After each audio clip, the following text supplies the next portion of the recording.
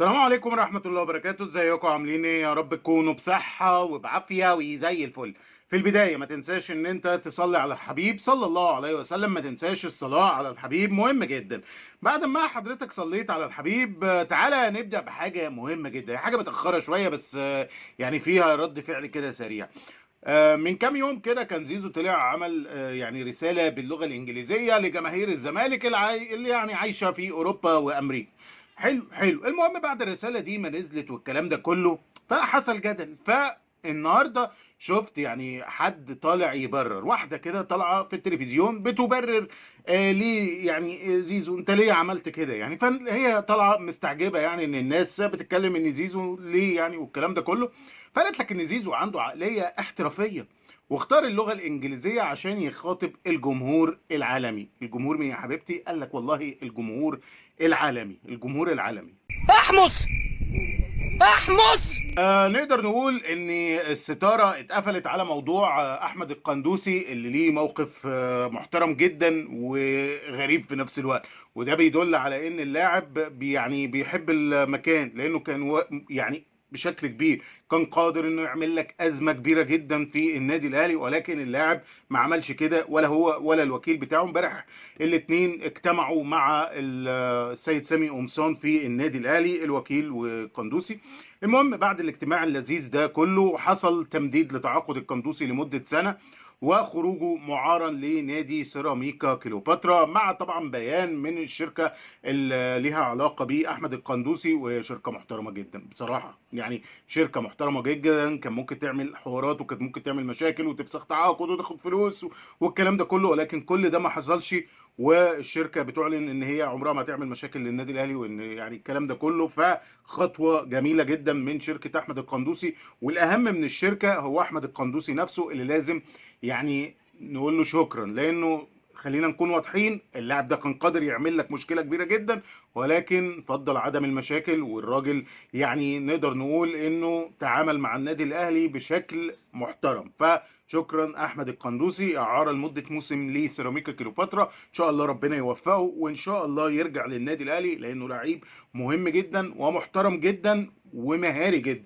وانت ودي انا قلتها قبل كده، مادام انت مش يعني ممكن يكون المدرب مش مقتنع بيك، فانت خليك برضو معانا، لان المدرب في سنة من السنين اكيد هيمشي. يعني ما اكيد ما فيش حد مقبت فيها، هيجي وقته هيمشي. فانت هتقدر ترجع الطيور المهاجره او المغضوب عليهم او اللي مش مقتنعين بيهم او ما دام انت شايف ان هم لعيبه تصلح. وانا هنا بتكلم عن اتنين، عن القندوسي وعن كريستو. يمكن كريستو خلاص اعتقد انه صعب ان هو يرجع مره تانية، بس كويس ان انت قدرت ان انت تحتفظ بالقندوسي. تمام تمام.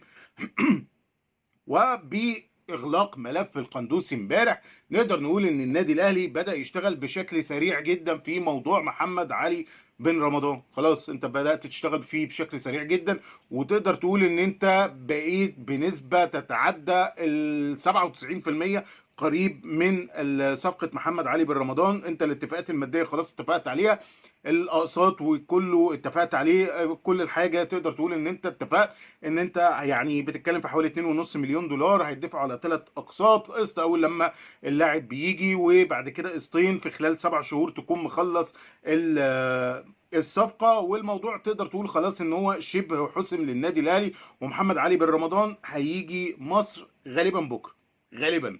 وليه بقول غالبا؟ لاني بصراحه ما عنديش تاكيد قوي، فبقول لك غالبا بكره هيكون موجود في مصر لتخليص الصفقه. وممكن ما يجيش. خلي بالك، واحد يقول لي طب ما هو لو ما جاش هنعمل ايه؟ ما انت ممكن تاخد الامضاء بتاعته موافقه النادي تقيده وخلاص. علما بان، خليني اقول لك حاجه، يمكن الكاف امبارح اعلن عن تمديد يعني تمديد الحوار بتاع القيد. السيد هاني ابو ريده بينجح في التمديد الاستثنائي لمباراه السوبر. وطبعا في ناس حشره كلمه التمديد الافريقي، بس هو مش تمديد افريقي. واحد يقول لي يعني ايه؟ يعني هو تمديد استثنائي للاهلي والزمالك عشان مباراه السوبر. يعني اي صفقه حضرتك هتجيبها من بعد يوم 31 بعد هذا التمديد الاستثنائي هتلعب مباراه السوبر. طب يا جدع، دور المجموعات دور اللي هو التمهيدي في كاس افريقيا، دوري ابطال او كونفدراليه، هل هيلعبوا؟ اقول لك لا. فيبقى خلينا نكون محددين في التعريف، هو تمديد لكاس السوبر فقط. طيب هل ده ينفع؟ يعني هل ده نعتبره مثلا في مصلحة النادي الاهلي؟ والله ما اعتقد، يعني لا. هتقول لي ليه؟ لان خلاص الاهلي ستف اموره. انت بتتكلم ان الاهلي بيتكلم على صفقة واحدة، محمد علي بن رمضان، وكل عام وانتم بخير، تخلص بكره ان شاء الله باذن الله، اللاعب يقيد، فانت خلاص ستفت ورقك. اه طبعا في شويه حاجات وتدعيمات انت محتاج ان انت تعملها في مكان الجناح اللي بقى عندك فيه قلق، وفي برضو حته في المهاجم كده رفاهيات، ولكن يعني خلينا نكون برضو ايه واضحين، انت مش هتستفيد بالتدعيمات اللي جايه دي في مباراه السوبر، وبالتالي فانت الزمالك ملط، فهو اللي محتاج ان هو يعمل صفقات. وبصراحه الزمالك فعلا محتاج يعمل صفقات، لانه يعني هو في الضايع، يعني خلينا نكون واضحين الزمالك في ضايع، فطبعا محتاج ان هو يعمل صفقات. فالسيد انا ابو ريده بينجح ان هو ايه يمد فتره القيد الاستثنائي، وبلاش نحط الافريقي لان هي مش افريقي، هي للسوبر، مباراة السوبر الاهلي والزمالك، وكل عام وانتم بخير بعدها. حلو حلو. اشرف داري بيجي له استدعاء لمنتخب المغرب، والركراكي بيطلع يقول لك احنا ليه ما استدعيناش يحيى عطية الله؟ قال لك والله لان اللاعب بقاله فتره كبيره بعيد عن الملاعب، وبالتالي فمن الصعب ان احنا ناخده.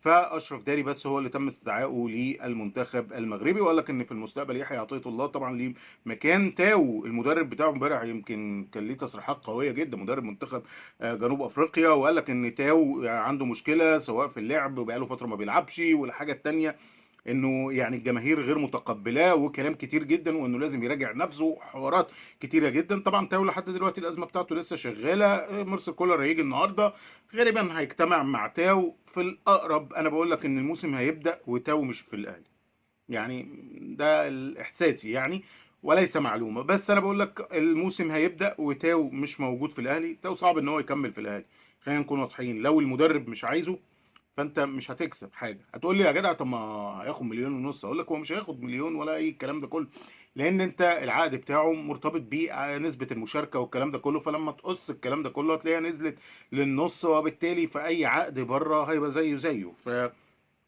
فهو هي يعني ايه، هو هيظبط نفسه، وانا بقول لك وهيطلع من النادي الاهلي، بس هو مستني. هو في الاغلب شكله كده مش متقبل فكره العوده لجنوب افريقيا، فهو بيحاول يظبط حاجه بره جنوب افريقيا، لان يعني زي ما انت شايف المنتخب والكلام ده كله الناس شكلها هناك مش متقبلاه بشكل او باخر، فبالتالي عنده مشاكل. فكره العوده لجنوب افريقيا اعتقد بالنسبه له هتبقى صعبه، فالراجل ايه بيدور على اي حاجه يعني يقدر ان هو يعملها هنا.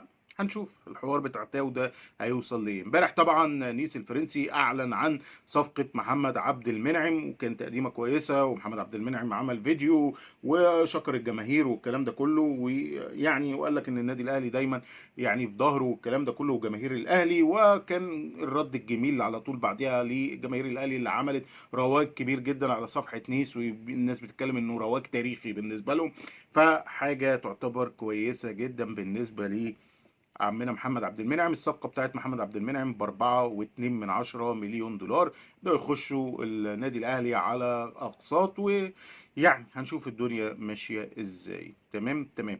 امبارح كان في اجتماع من الخطيب مع لجنة تخطيط، قعدوا فترة طويلة جدا بيتكلموا عن يعني شكل الفريق الموسم اللي جاي، وكمان اجتمعوا بسامي قمصان اللي طالب بتغيير اللائحة بتاعة العقوبات بتاعة الموسم اللي جاي.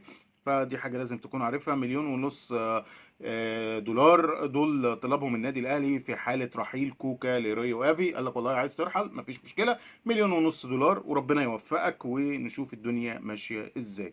فدي حاجه لازم برضو سعادتك تكون عارفها. بالنسبه لموضوع الساعي، يعني يمكن عندي كده حته فيه. خليني اقول لك ان الساعي طبعا طلع كلام امبارح عن ان بيراميدز وعرض ال70 مليون والكلام ده كله، الكلام ده مش مظبوط يعني. فخلينا نكون واضحين، يعني كان في تصريحات من رئيس الاسماعيلي بيقول لك والله ان ما فيش عروض ولا ب70 ولا ب30 ولا اي حاجه، ما فيش حد مقدم لنا عرض غير النادي الاهلي، هو ده العرض الوحيد اللي موجود. ويعني الاقرب ان يعني ايه الموضوع يمشي لصالح النادي الاهلي حتى الان، الا لو حصل اي تدخل. وانا قلت لك الفيصل في المشوار ده هو رغبة اللاعب، او اللاعب عايز ايه.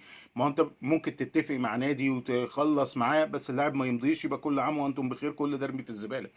ولكن اهم حاجة هي رغبة اللاعب، رغبة اللاعب هي اللي هتفرق. يعني انت لو معاك رغبة اللاعب فخلاص الموضوع يخلص ليك. وحتى الان رغبة اللاعب عايزة النادي الاهلي، وعايز يبقى موجود في النادي الاهلي، وبالتالي المواضيع قريبة للنادي الأهلي حتى الآن. ممكن الموضوع يعدي يعني 31 ونستنى شوية، وارد، بس زي ما بقول لك مفيش مشكلة. بقى الصفقات اللي جاية بقى بعد كده اللي هي المحلية كلها، هي مش هتكون معاك في السوبر ولا أي حاجة من الحاجات اللي جاية دي، هتبقى معاك من دور المجموعات، وأنت مش هتبقى مستعجل، أنت ماشي بقى إيه في اللطيف كده وفي بالراحة خالص لحد ما الموضوع يخلص. تمام. تمام.